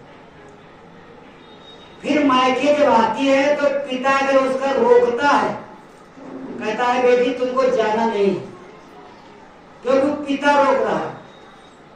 उसी प्रकार स्वामी जी कहते हैं, जब तुम मेरे साथ चलोगे तो काल भगवान तो रोकेंगे, उनका काम है ना जाने देना, काल भगवान तो रोकेंगे। मगर जैसे वो लड़की कह दे कि नहीं, मैं पिताजी अपने पति के साथ जाऊंगी, तो पिता की औकात नहीं है तो रोक लेंगे। ठीक इसी प्रकार स्वामी जी कहते हैं बच्चा, तुम हमसे प्रेम कर लो, और जब जाने का नंबर आए तो तुम कह दो कि मैं अपने पिता के, अपने पति के साथ जाऊंगी, मैं तुम्हारे यहाँ नहीं रहूंगी। अर्थात जीवात्मा कह दे काल भगवान से कि मैं अपने पिता के घर जाऊंगा, पति के घर जाऊंगा। ये मायका है जहां से आई वो ससुराल। कैसे? ये जीवात्मा यहाँ मायके में है, और वास्तविक पिता जो है इसको पति के रूप में माना गया है कि जब पति लेवा लेने के लिए आए हैं, मगर हम ये जीवात्मा जाने नहीं चाहती। ये अपने पति के साथ क्यों नहीं जाती? अपने पिता को क्यों नहीं कह देती कि मैं तुम्हारे यहाँ नहीं रहूंगी, मैं चली जाऊंगी? अगर ये कह दे तो कोई रोक नहीं पाएगा, काल भगवान को रोक नहीं सकती। कैसे? जैसे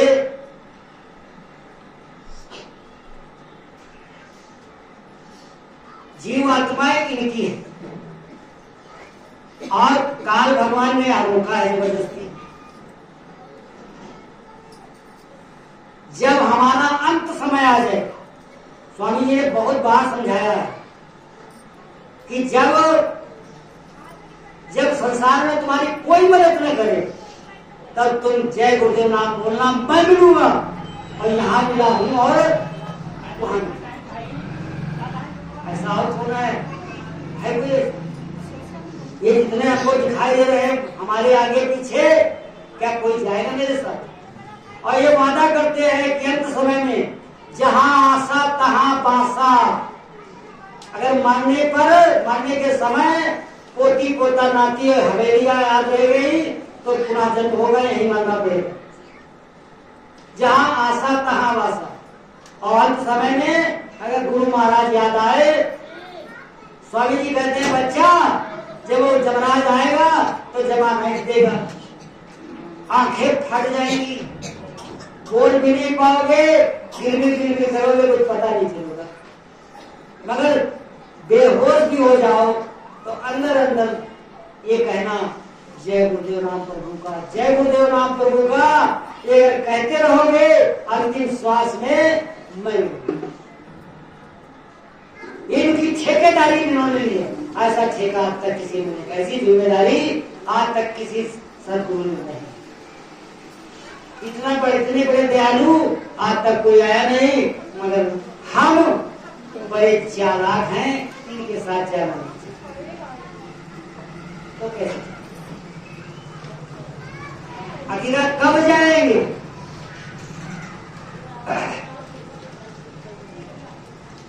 आखिर उसमें है तुम याद करो जय गुरुदेव स्वामी की, फिर करना क्या है? फिर भजन करो तुम रात दिवस तो मुक्ति को पा जाओगे। कुछ नहीं करना, इतना सरल रास्ता आज तक किसी ने बताया नहीं, इतने पावर में कोई आज तक आया नहीं। फिर भी करोड़ों करोड़ों ब्रह्मांड का पिता इसका मालिक है, कटोरा लेकर हम भीख मांगे। क्या हमने भीख मांगना छोड़ा? अरे अपने अंदर विचार करो, हम ही लोग इसमें से ऐसे बैठे हैं जो हमने एक को नहीं छोड़ा। कोई हनुमान जी में मस्त है, कोई दुर्गा माँ में मस्त है, कोई कहीं मस्त है, खोपड़ी पटके दे रहे हो। सदगुरु का बात आपने समझी, सदगुरु को हमने समझाई क्या है, वो इतने जवान हो जाते, इतना महान आज तक कुल मालिक आया ही नहीं। इस अवतारी शक्ति संसार में आई, भगवान राम आए, भगवान कृष्ण आए, ये अवतारी शक्ति है। भगवान राम पहले स्थान से आए, भगवान कृष्ण दूसरे स्थान से आए, इसलिए भगवान राम को 12 कला का कहा जाता है और कृष्ण भगवान को 16 कला का कहा जाता है, क्योंकि दूसरे स्थान से आए।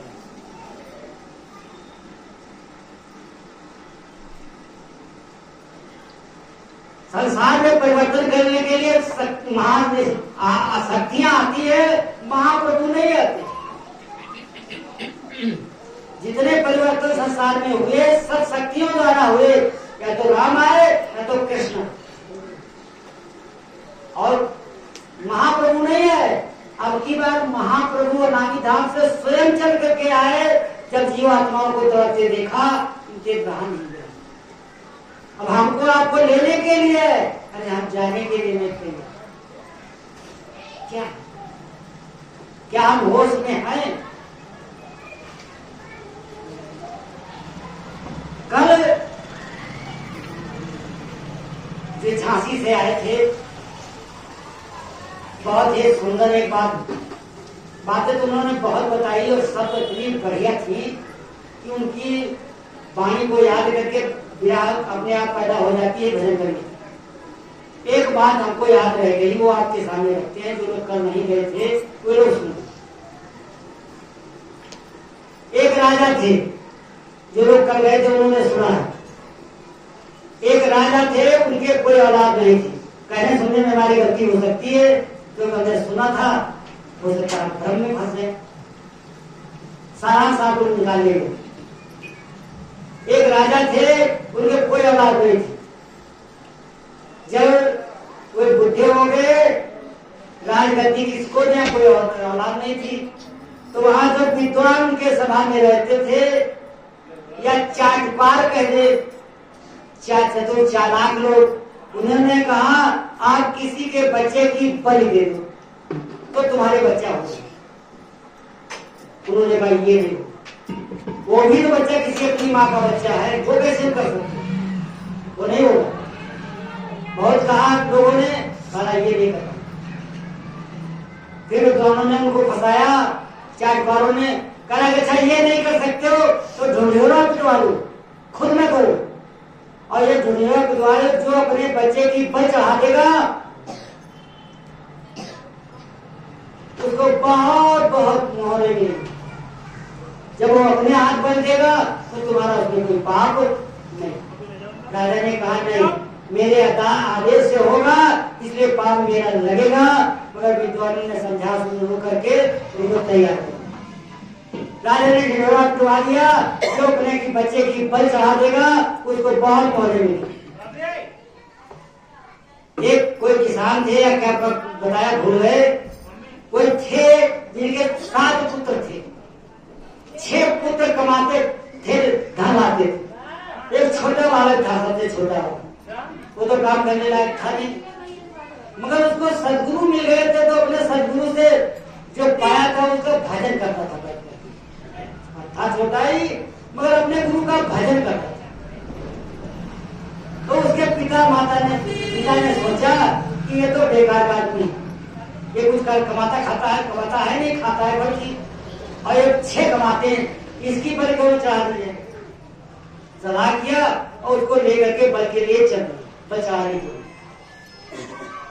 ध्यान से सुनिएगा, बहुत सच्ची बात है, बहुत ही उत्तम बात है।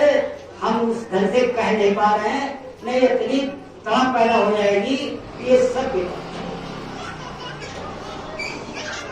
तो वो किसान या कुछ कह लीजिए, वो अपने बेटे को बल देने के लिए लेकर के घर से चलता है। रास्ते में बेटा पूछता है उसका, पिताजी हमको कहाँ ले जाए? कहते हैं बल देने के लिए। तो छोटा बच्चा वो बल कह रहे, वो कहते ये क्या होता है? तो कल तुम्हारी गर्दन काटी जाएगी। तो कहना इससे तुम्हारा क्या फायदा होगा? ध्यान से सुनिए, तुम्हारा क्या फायदा होगा? कल बहुत हमको राजा मोहन देगा। कहना अच्छा तो कोई बात नहीं, चलो। लड़का जब लेकर के दरबार में पहुंचे तो राजा ने पूछा वो बच्चे से, ये बच्चा बताओ तुम यहाँ किस लिए आए हो? तुम्हें मालूम है? कहा हाँ मालूम है, मेरी बल हो। बल जानते हो क्या है? हाँ जानता हूं। क्या जानते हो? मेरी गर्दन काटी।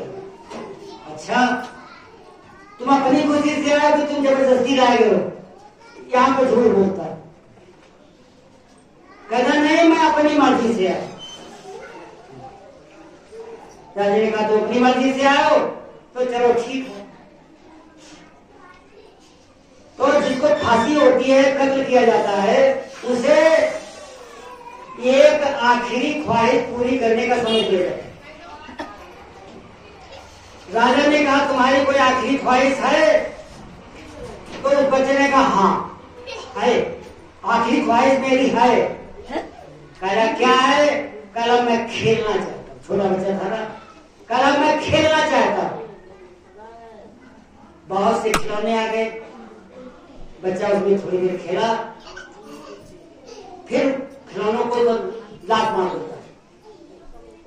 ध्यान दीजिएगा, खिलौने बहुत से इकट्ठा थे, थोड़ी देर खेला, उनको लात मार दिया। फिर मिट्टी का एक ढेर इकट्ठा किया, मिट्टी का, और ढेर इकट्ठा किया और हाथ जोड़े, सर दबाया, उससे निवेदन कुछ किया, बोला नहीं कुछ निवेदन किया, और उसके बाद में लात मार। सब लोग देख रहे, राजा देख, ढेर लगाया, सर नवाया, प्रार्थना की और लात मार दिया। फिर दूसरा ढेर लगाओ, खेल रहा, दूसरा ढेर लगाया मिट्टी का, उसको भी हाथ जोड़े, सर नवाया और प्रार्थना की और उसके बाद लात मार दिया उसमें। फिर तीसरा ढेर मिट्टी का लगाया, उसने भी हाथ जोड़े, प्रार्थना की, सर नवाया और उसमें भी लात मार दिया। फिर चौथा ढेर लगाता, चौथा ढेर लगा करके उसके हाथ जोड़ता है, प्रार्थना करता है, सर नवाता है और उसी पे लौट जाता है, उसी ढेर पे लौट जाता है। आंसू आ जाते हैं, उसी ढेर पे लौट जाते हैं, उसी में लोट पोट हो जाते हैं। जब लोट पोट हो गया, खड़ा हो गया, कहा राजन अब हमें फांसी दे दीजिए, हमारा कत्ल कर दीजिए। कहा नहीं। अब राजा सोचता है कि मैं राजा अनेकों प्रकार के न्याय करता हूं, मेरी समझ में नहीं आया क्या करता है, क्या खेला इसने। तो बच्चे से पूछते, बच्चा जरा ये बताओ तुम ये कौन सा खेल है। और बच्चा बड़ा सुंदर, बड़ा बुद्धिमान था, जो सदगुरु का भक्त होगा बुद्धिमान तो हो गए।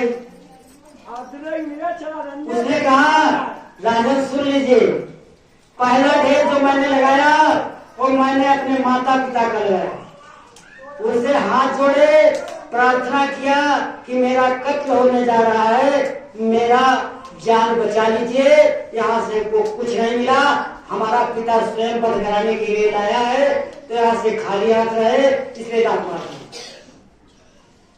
फिर बताया दूसरा ढेर राजन राजा का लगाया आपका, और हाथ जोड़े प्रार्थना किया, सर नवाया, आप जो जल्लाद लिए खड़े हैं फांसी देने के लिए, संसार का न्याय करते हो, हमारे साथ न्याय नहीं किया आपने, हमको फांसी कत्ल करवाओगे, इसलिए इस ढेर पे इलाज मार दिया। फिर बताता है कि तीसरा ढेर जो है, इस सभा में जो लोग बैठे हैं, जितने दरबानी बैठे हैं, समाज बैठा है, जहाँ पर समाज विरोध कर देता है तो राजा कुछ नहीं कर सकता। इनका ढेर लगाया और इनसे भी प्रार्थना किया, हाथ जोड़े, और इन्हों से भी निराशा देख रहे हैं तमाशा कि अभी हमारी गर्दन काटी जाएगी, यहाँ से भी निराशा रही, इसलिए इसमें इलाज। चौथा ढेर बताया उसने, चौथा ढेर मैंने लगाया अपने गुरु का, सदगुरु का। चौथा ढेर किसका लगा? अपने सदगुरु का। और हाथ जोड़े, सर नवाया, और गुरु महाराज प्रकट होकर के हमको गोदी में ले लिया, और उसी में मैं टूट गया। राजा ने कहा ऐसा बुद्धिमान लड़का कहाँ मिलेगा। राजा ने रानी से सलाह किया, ये बच्चा ही क्यों न गोद ले लिया था। राजा ने उस बच्चे को गोद ले लिया, पाला पोसा, राजपाट दे दिया, सब कुछ उसी को दे दिया। तो अगर हम सदगुरु के बच्चे बन जाएं तो हमारा कोई बाल बाका नहीं करता, मगर हम सदगुरु के बच्चे बने तो स्वामी जी ने साफ साफ कहा, बच्चा या मुझे पिता बना लो या मेरे बच्चे बन जाओ। पिता बनाने के तो काबिल हम हैं नहीं, ये बच्चे बनाने के तो काबिल हम हैं नहीं, हम इनको पिता ही बना सकते, तो इनको हम पिता बना ले, क्या नुकसान हमारा, फिर हमारा कौन बाल बाका करेगा। स्वामी जी कहते हैं बच्चा इसको नाम नाम देते हैं, वो जब रास्ते में चलते हैं, अगर कांटा आगे आता है तो मेरा हाथ के पैर के नीचे आ जाता है। इतनी ऐसे दयालु प्रभु को पा करके हमने क्या किया। अभी का कब जाएंगे घर, रहना नहीं देश, बिराना है, बिराने देश में कब तक रहेंगे। अरे आज नहीं सतयुग से आए, सतयुग कई बार पलटा हो गए, पता नहीं है कितने युग बीत गए, तब के आए नहीं, अब की मिले आप फिर भी जाने के लिए तैयार नहीं, क्या करेंगे। अरे विचार तो करो, इतना दयालु प्रभु और उसकी दया के पात्र हम नहीं बन पा रहे, इसका दोष कुछ तो नहीं करना है।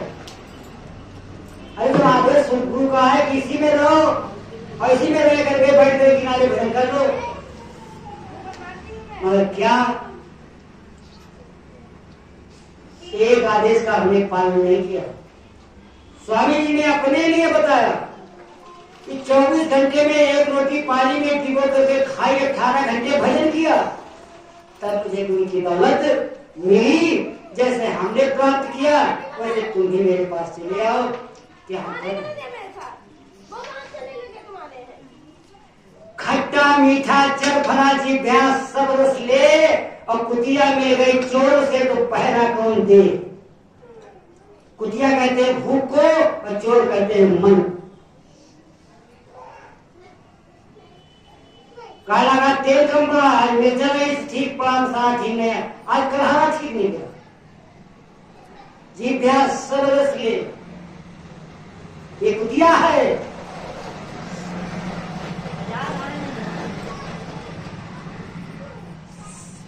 स्वामी जी के साहित्य में पढ़ करके देख लीजिए, साफ साफ लिखा है 5, 25, 3, 33, 3 के रंग तुलाई और सूरत निरत निकल कर बूझे और सुन सतनाद सूरत तब सूझे। दिखाई देते, सुनाई देता सूत्र है, स्वामी जी ने बताया है, करो तो हम अपने लिए कहते हैं, आपसे नहीं, आप सब लोग कर रहे हो, क्षमा कर दीजिएगा। ये मंच पर आना हमारे लिए बहुत घातक है, क्योंकि ऐसे शब्द कुछ निकल जाते हैं आवेश में जो हमें कहने के लायक नहीं है। मगर कर सत्य है, करके देखें। एक करनी का भेद है, कथनी का नहीं।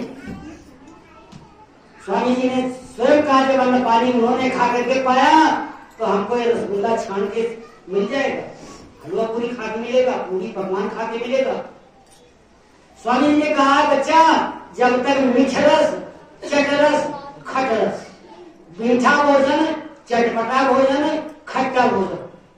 मीठा भोजन विष्णु भगवान का, क्योंकि राजा, और चटपटा भोजन ब्रह्मा का, और खट्टा भोजन शंकर भगवान का। मीठा खट्टा चरफरा भोजन करने से ब्रह्मा विष्णु महेश की पूजा होती, गुरु की पूजा नहीं होती। गुरु खुश कैसे होगा? गुरु की पूजा नहीं होती इस भोजन से। स्वामी जी कहा, ये सब भोजन करोगे तुम्हारा मन चंचल रहेगा, रोक नहीं पाओगे, भजन नहीं होगा। स्वामी जी की वाणी है, ऐसे नहीं किया, इतना आसान, आसान है।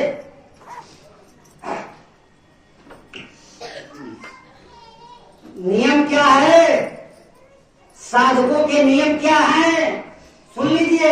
अगर साधना करनी है, प्रभु के दर्शन पाना है, तो एक करके देखो, तब मिलेगा। क्या? आटे में घाटा नहीं। स्वामी जी का भरपेट भोजन करो, मगर ये है नहीं।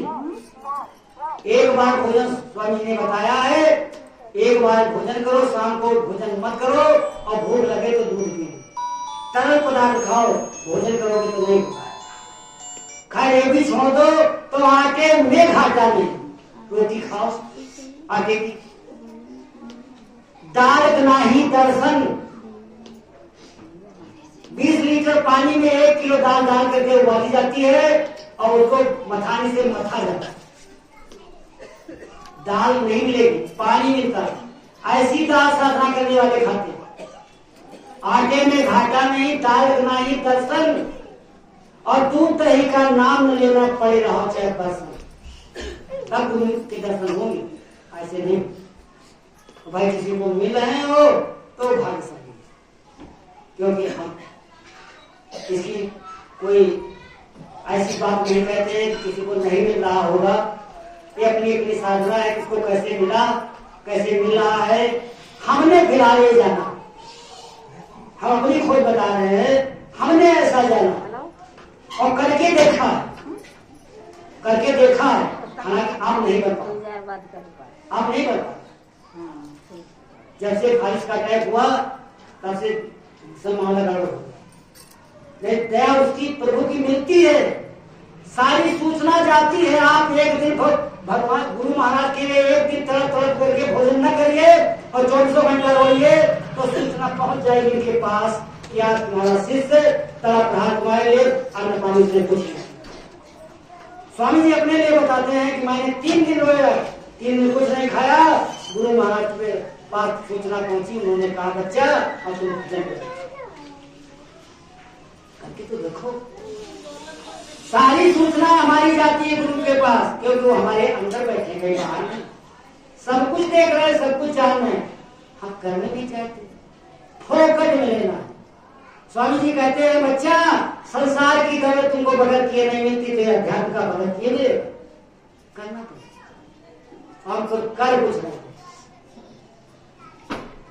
फिर वही बात आती है, अभी कोई त्योहार आने वाला होगा, घर में क्या क्या बनेगा, सब लोग खूब खाएंगे और बाद में हम भी खाएंगे और एक पोता दौड़ के आएगा, बाबा ये है खा लो। खाया एक रसगुल्ला, फिर से और कुछ आया, एक खा लो और फिर हरा के देखा एक की कमी नहीं, एक कचौड़ी और खा लिया। फिर पेट चलाएगा, भजन कौन करेगा, तान चले गया, सो भजन। भूख जब रहती है तब शरीर हल्का रहता है, और शरीर हल्का रहता है तो साधना की तरफ मन लगाने का प्रयास किया जाता है। एक बात और बता दें, याद आ गई। एक साधक ने बताया, जिनका साधन भजन पर रहा है, वे जीवित है और वे बहुत काम करते हैं। उन्होंने बताया, उनके यहाँ कुछ दिन मैं गया, उन्होंने बताया कि तुम साधन भजन में बैठो तो अपने मन को ऊपर चढ़ाओ। ध्यान से सुनिएगा, भजन के समय अगर सर नीचे हो गया तो कुछ नहीं मिलेगा, क्योंकि दया ऊपर से आ रही। जितने भी साधक हैं सब लोग बताते हैं कि दया ऊपर से नीचे आ रही, और हम नीचे सर झुका देंगे तो नीचे उतर जाएंगे, फिर नहीं मिलेगा। इसलिए साधना में चाहे सुमिरन करो, चाहे ध्यान करो, चाहे भजन करो, सीधे बैठो और हो सके तो ऊपर देखने का विचार करो, ऊपर से आए। क्या हम कर रहे? उन्होंने कहा अपने मन को ऊपर चढ़ाओ, ऊपर चढ़ाओ, और गिरेगा, पहले गिरेगा जब तुमको मालूम हो जाएगा गिर गया, फिर चढ़ाओ, फिर गिरेगा, फिर चढ़ाओ। उन्होंने बताया कम से कम तुमको 2 महीना लगेगा अभ्यास में, और जब मन ऊपर रुक जाएगा तो ऊपर की दौलत गुरु की मिलेगी, और जो जितने वक्त गुरु की दौलत की झलक मिल जाएगी, फिर आपको मन को रोकने की जरूरत नहीं, खुद ही चलो, खुद ही चलो। इसी को गौर गोस्वामी से लिखते हैं, सुमन वाटिका सुंदर बागा। ध्यान दीजिएगा, साधना की चीज है। सुमन वाटिका सुंदर बागा, और मन सोपान देखी मन लागा। जो स्वामी जी ने साधना बताई है, सुमन, मन को सुंदर करना है, मन को निर्मल करना है। वो स्वामी जी इसी बात को लिखते हैं, निर्मल मन जन सो मोहि पावा। हमने मन को निर्मल नहीं किया, और संतों की वाणी अटपट होती, उन्होंने सुमन कान फूल लेकर दिए पहुंचे।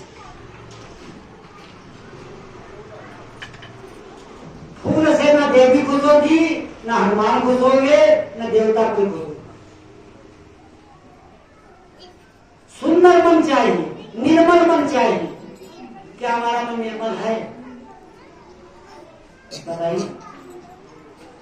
आप लोग बैठे हो, सत्संग में आए हो, क्या हमारा मन निर्मल है? क्या हम पड़ोसी को देख करके जलते नहीं? क्या हम अपने रिश्तेदार को देख करके जलते नहीं? सास बहुरिया आपस में रहती है, क्या एक दूसरे से जलती नहीं है? भजन का स्वामी जी ने कहा है, बच्चा चुप में बड़ी ताकत है, चुप में बड़ी ताकत है। चुप हो जाओ। सारे लोग चुप रहते, बोलते नहीं। भारतवर्ष में बहुत साधक है, एक दो नहीं, बहुत साधक है। वो ढूंढने से मिलेंगे, उनके पास पहुंचो तो बहुत नकी तुरी बात करते हैं, ज्यादा फिजूल की बात नहीं करते, चुप रहते। क्या हम चुप रहते? हमको तो आपने ऐसी जगह बैठा दिया है जब चिल्लाते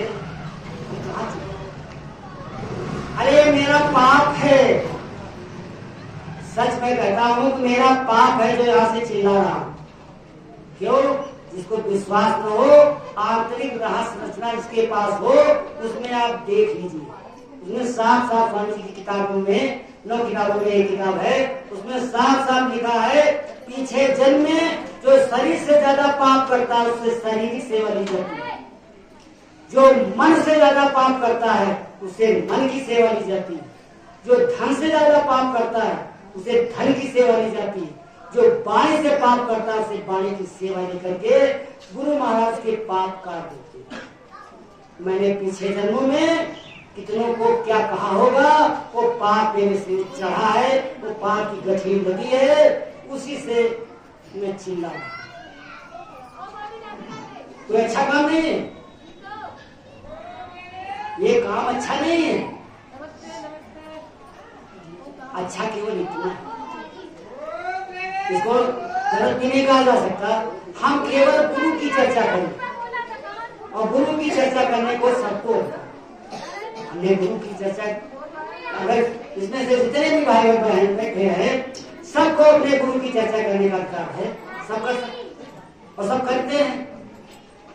हम आपस में मिलते हैं तो अपने गुरु महाराज की बात करते हैं, कोई आपस में करता है, कोई यहाँ बैठ के करता है। अब कल कर्जा कैसे पार होगा वो तो मालिक का, हमारा कोई काम नहीं।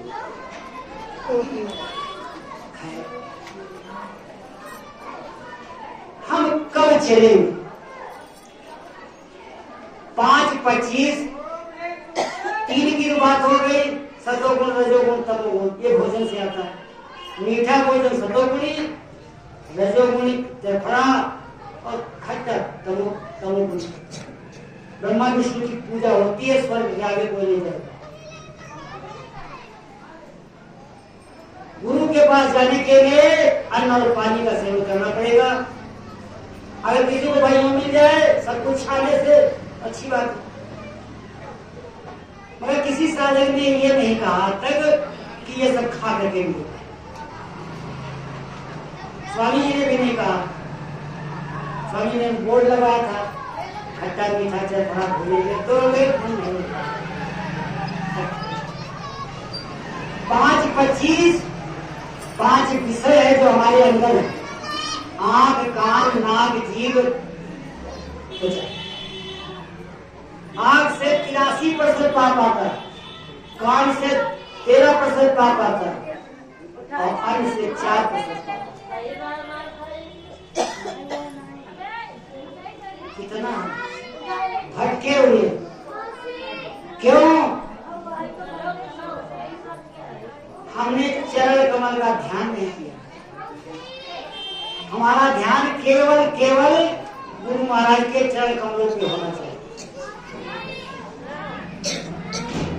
एक गुरु का प्रकट रूप हमारे सामने है संसार में। इस समय आश्रम छोड़ करके चले गए। क्यों चले गए? काहे चले? स्वामी जी की उस वाणी को याद करिए। स्वामी जी कहते हैं, बच्चा कल दिन देखना तो मेरे आश्रम चले आओ। दूध में लगी हुई केवी खून पीती है और दूध बछड़ा दूध बना जाता हुआ करके दूध पीता है। तुम लोग आओ, अपने बाल बच्चों को सबको लेकर के आओ और आप सत्संग सुनो, अपने घर वापस जाओ। क्या कहने की जरूरत नहीं।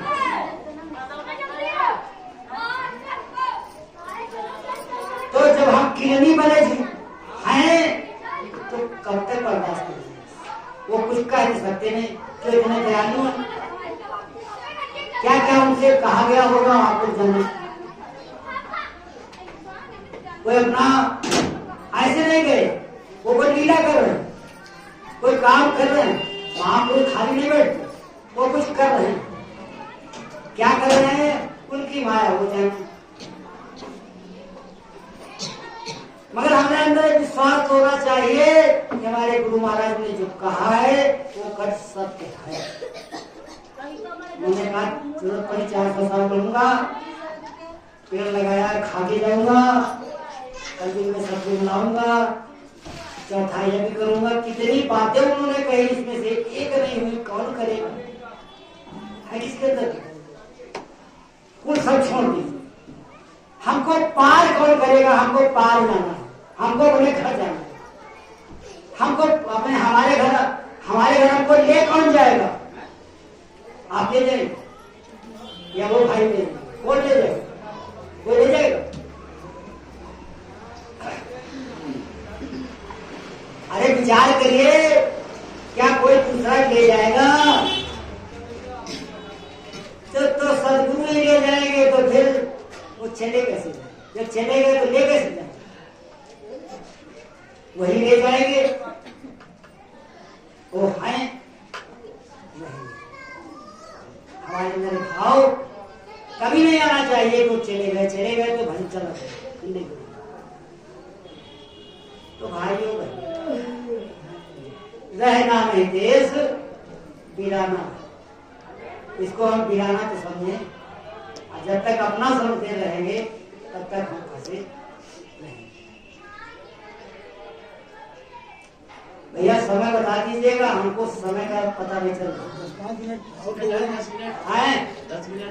10 मिनट में है।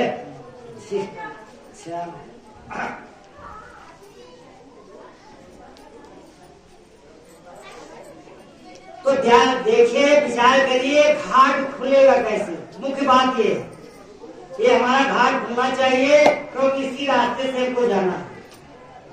ये रास्ता इतना बारीक है, स्वामी जी बताते हैं, बच्चा मकड़ी के तार से भी बारीक है, जिससे मन को जाना है।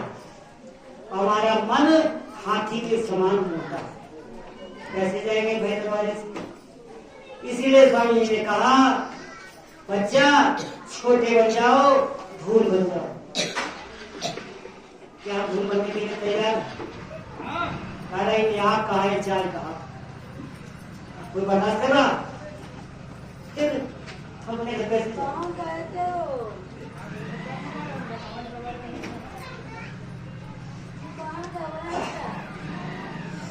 यहाँ बड़ी मुश्किल ये है कि हम फंसे।